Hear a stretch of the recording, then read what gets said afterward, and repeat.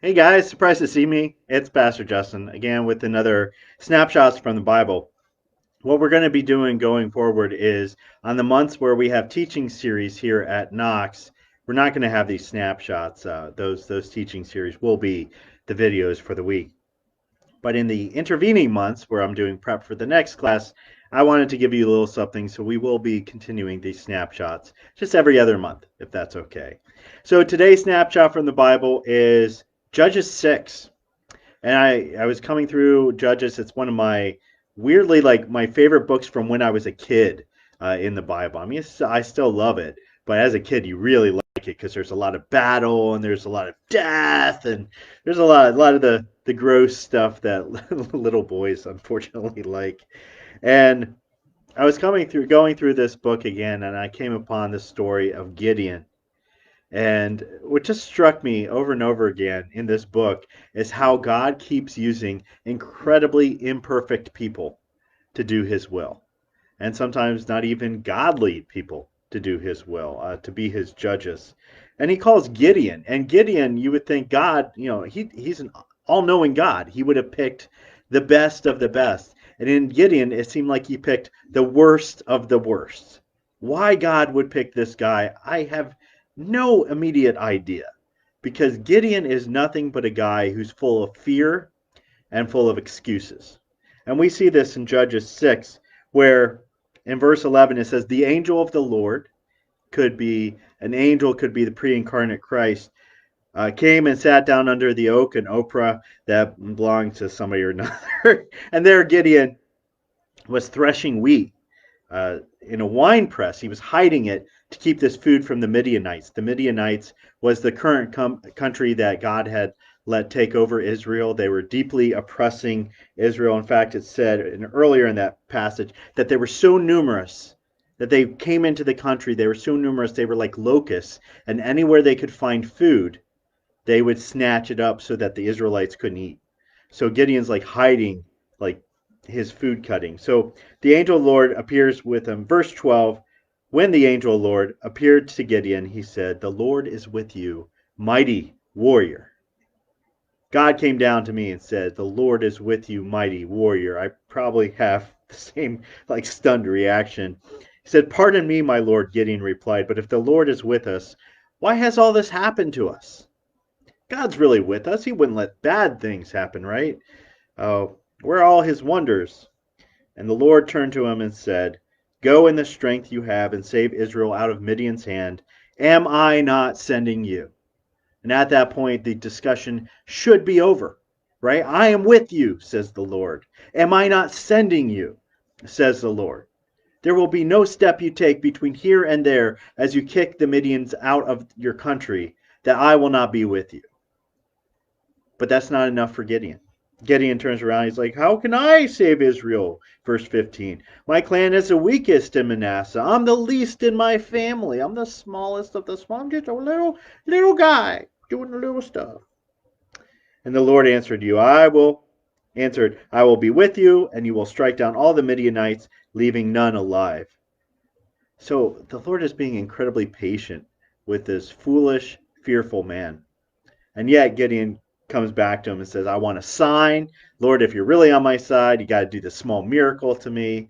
Remember the New Testament, how Jesus really didn't take lightly or kindly to the Pharisees and godless men, always asking for signs. Signs and wonders. Show us that God really exists. Show us that he's really doing this. And Jesus didn't really like that. And I don't think God really likes it here, but he says, I'll do it. And he does this trick where, well, not a trick, but he does this miracle where Gideon puts down some yeast and flour, and fire comes and consumes meat and bread. And at that point, Gideon then falls down on his face and says, alas, sovereign Lord, I have seen an angel of the Lord face to face. But the Lord said to him, peace, do not be afraid. You are not going to die. And then it goes on from there, and there's this long story with Gideon, but I wanted to stop there because I've been thinking over the past few years, especially this year, on the theme of fear and how we live very fearful lives in our culture, even almost especially as Christians. that we're fearful will be found out. I think a lot of Christians are starting to wake up to the fact that culture is starting to move really strongly and really swiftly against us. That Christian views are not to be tolerated, that Christian what we're worshiping, who we're worshiping, that there's a one God, this is not to be tolerated in our society, that persecution is coming. And that persecution initially will be in shaming and calling Christians names and ostracizing them and canceling them or shutting them down however they can.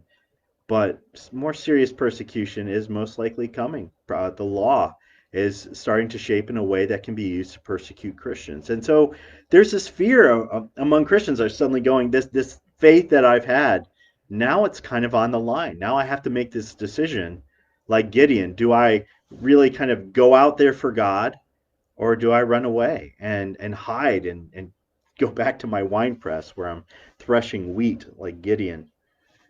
And here we see Gideon, even as weak as he is, God doesn't give up on him. God doesn't say, Gideon, I'm sending you on this mission, but you're going to be all alone. He says, oh, I'm with you every step of the way. In fact, I will be the strength that wins the battle, not you. Remember, we just talked about this in the sermon this past week. That is, we put on the armor of God so that we are in God's strength, not in our own strength. And we need to hear that. We need to hear the comforting words of God. We need to feel God. We need to see him in scriptures and see him in our life, because that's the only way we can get past this obstacle of fear.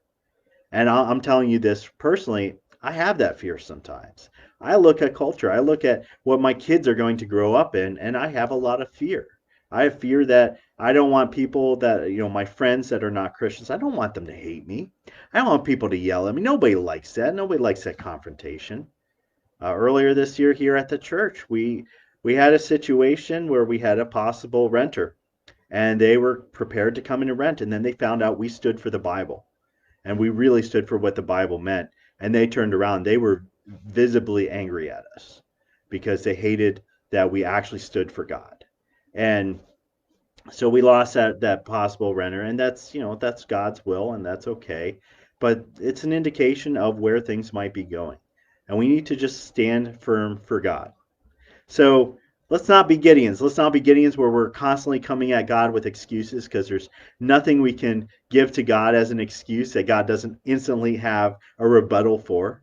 And when he says to you, I'm sending you, I'm with you, how can you respond, well, okay, God, I'll go. I'll go. I'm weak. I know I'm going to fumble, but the Bible's full of men and women who fumble, very sinful men and women. So if God can work through them, God can work through us. Don't be afraid. Your God is with you.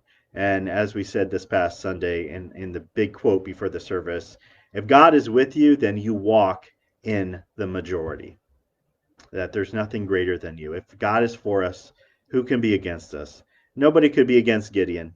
Read the rest of his story. It's just a wonderful thing where we see Gideon's weakness overcome by the Lord's strength, and how God did mighty things through this imperfect man. This are today's snapshots from the Bible. Be brave, be bold. God is with you.